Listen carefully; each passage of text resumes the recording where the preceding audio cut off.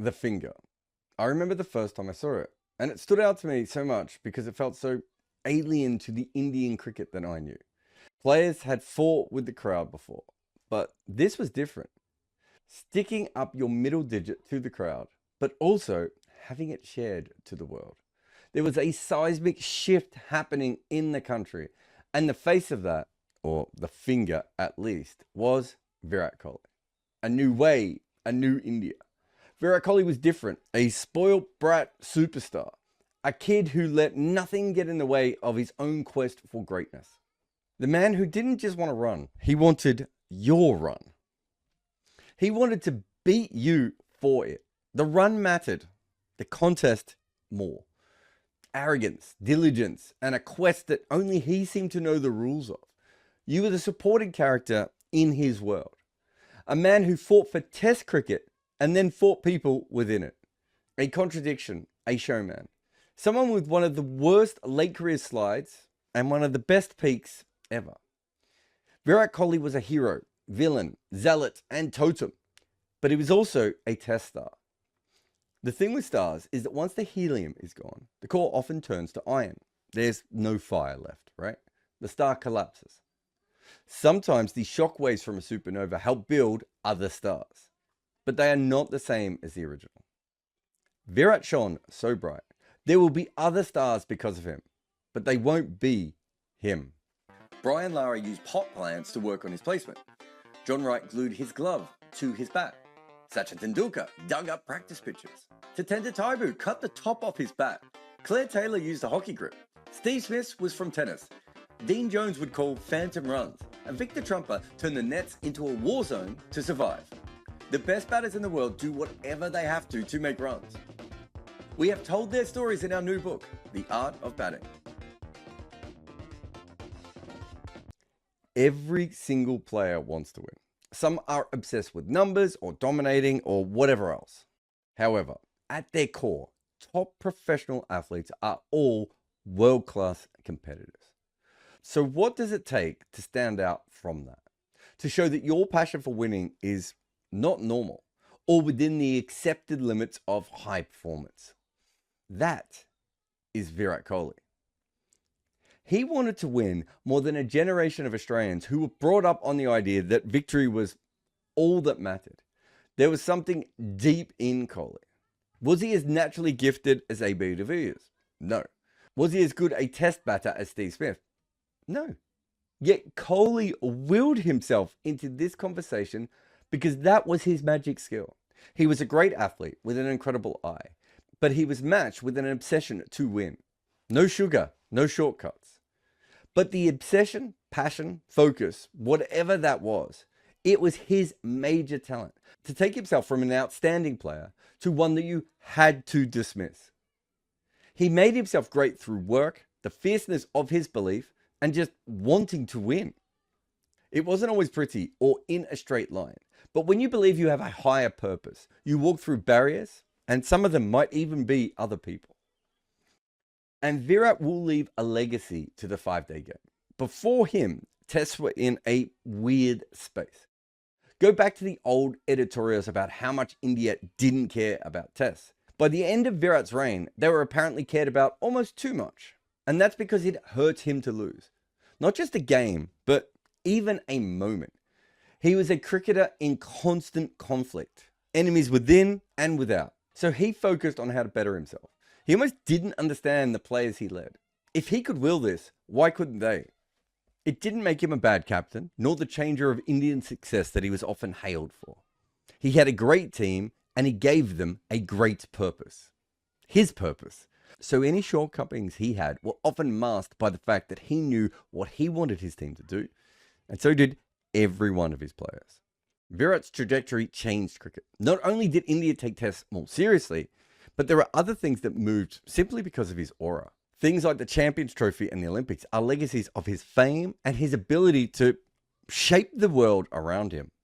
He was also at the forefront of the player fan clubs we see online now. Cricket was about nations and teams. Now, like other sports, it's becoming home to the individual.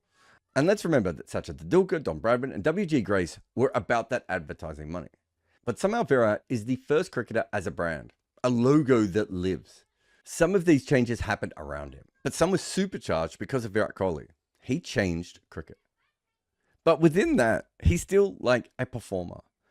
At all times, we were kept abreast of who he may or may not like. On the ground, it's like the TV producers have 10 extra cameras just to make sure you don't miss out on any micro expression or moments of rare stillness. Yet we rarely saw what those reactions are about. Who is he pointing, speaking, or yelling at? No one knows. It was like a movie where the director forgot to get any of the reverse shots. Virat was the only story that mattered. As a test batter, it was like an impulsive twitch, and no full delivery could go unpunished. Others left the ball or dead batted from a length, but there was Virat still waging a war with the channel outside off stump, trying to bend cricket to his skills, on the up through the covers, one shot at a time. Eventually, Jimmy Anderson would win that battle, not on his own, but by sharing the wobble ball with the world, allowing anyone with half-decent seam to torment late career Kohli. But crank that pace up and bowl fast, and Kohli goes from victim to hunter again. His ability against high pace, even during the darkest wells of his career, was absolutely remarkable. The faster the pace, the better. And he had an extraordinary skill to turn the most ordinary reactive shot into an attack for runs. He was also a great player of spin, for a time. Until 2021, he dominated basically every year in Test cricket. In fact, he was still in Test, averaging nearly 60 against the turning ball. However, that all changed massively when India switched their home wickets. But think about this. How many great players have had to survive a planned system to make their lives harder? And the final thing that brings down his average is playing on too long. He thought he could pull this back. And how do you tell a man who has believed in himself this much and made it happen that this is the time it won't work? He was right to have faith, but that became the delusion. And Virat seemed to believe he was only ever a cover drive away from the old Virat. That he would somehow handle this savagely spun off break just by mind bullets. And so yes, he was moving slightly worse and getting on. But that desire, focus, and single-mindedness would eventually win, like it always had. But it didn't. And so his Test batting legacy is a model of peaks and troughs, of innings that wowed the world, and almost half a decade of decline. Through it all, though, was the passion and hunger. Like the great competitors, Kohli was almost angry in success as he was in failure. He didn't seem to enjoy his bowlers taking wickets. He violently exploded for them. Everything with him was always on the verge of agony and ecstasy. And so a run's point of view, he ends broken. Not many greats of his level finish like this. A shadow of themselves, fighting for scraps, trying to stay relevant. But the thing with him is the fire was still there. It's just that the runs were not. He was being judged against himself. His peak, one of the highest summits our sport has ever seen, meant that the slide was just way worse. But it also shows you something about Kohli. There is a Latin saying, frangus non flectus. You may break me, but you will never bend me.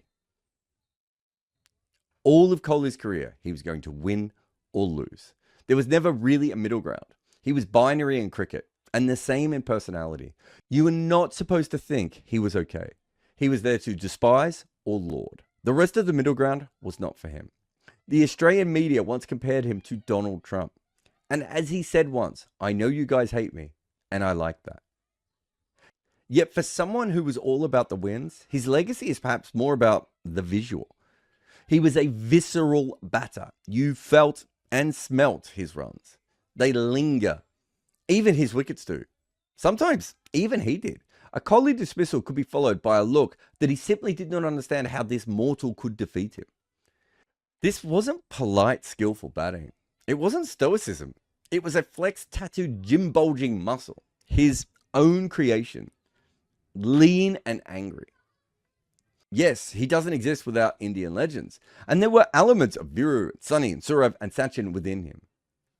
But Virat Kohli was his own man. His own one-man generation. Flipping the bird and enjoying the fight. As for memories, I have a lot. because I was lucky enough for a time to travel around the world and watch him bat. But the one will never leave me is Adelaide, Australia's first test after the death of Phil Hughes. Cricket was an open, weeping wound, and no one really knew how to handle it. There was a moral dilemma about bouncers, and the world was watching Australians cry. It's like the sport needed to be reminded of what it was. And the best way to remember this was someone who had played through the tragedy of his own father's passing. When Mitchell Johnson hit Kohli on the head, cricket gasped. But he just batted. He had been hit before, he would be hit again. And of course, because it was Kohli, he hit back. The match could have ended in a memorial for Hughes. Instead, it was a great test match played in his honour. And it was Kohli who kept taking us back to the contest, seemingly scoring every last Indian run to ensure that Australia had to win it, to take it from him. By the MCG test, this series was about him and Australia, a relationship that few countries have ever had with a single opposition player. It wouldn't be far off to say Kohli was Australian-like. But that wasn't an accident. Your major enemy is what ends up defining you. By Boxing Day, the Indians in the MCG were singing, "We're so rich, it's unbelievable," while the MCG chanted back, "Kohli is a wanker." People swore at him, he swore back. His movie star partner watched all of this happen. How can you watch that and think this is your grandfather's India? Virat Kohli was passionate and angry. He played his entire career this way, for better, for worse. We felt every single movement of it. A career played loud. We heard him. The players did, the fans as well. And when he ran out of people to scream at, he went to the stumps. There is something so Virat Kohli about him screaming at inanimate objects, yet still broadcasting to the world. That was Kohli. Explosive competitiveness and almost pure belief. It was probably not a combination that was destined to get 10,000 runs. Maybe it had to explode before then. But Virat Kohli was a test star. And when they explode in space, they often leave a black hole behind. Ross Taylor couldn't see at night or when the clouds were in. Eventually, he had to see an eye specialist who would fix his eyesight. In the 2 years before the change, he still averaged more than 50 in international cricket. The top level of batting talent can basically see in the dark. That is who we are talking about in our new book, The Art of Batting. Head over and order your copy today.